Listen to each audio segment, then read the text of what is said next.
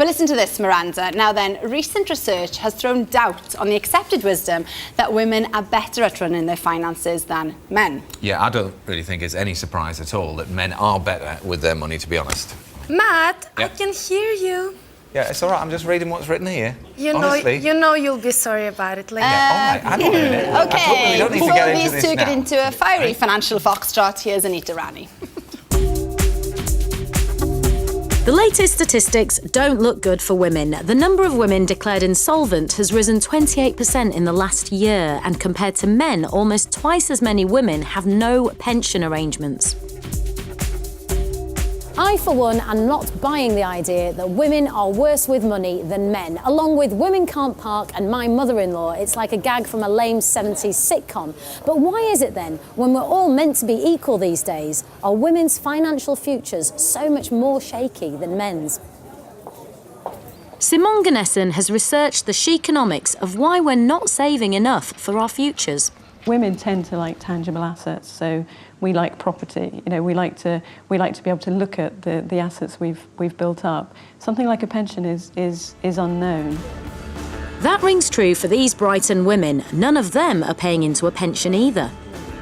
Nobody's ever really brought the subject up with me, so I haven't ever been educated about pensions or ISAs or any of that, really. Maybe it's that I haven't been able to have that spare money to put into a pension at the moment, and I know that it's something that I want to do. I will return to work and I will, pay into that pension once I start, but for now there are too many other things that, are a priority for me. And what about compared to your husband? He saves well, he does have a pension, but again, I don't see why I think we need to worry in the respect that as women we shouldn't be focusing on what our husband's doing, because we could end up unstuck. But it's not all about saving.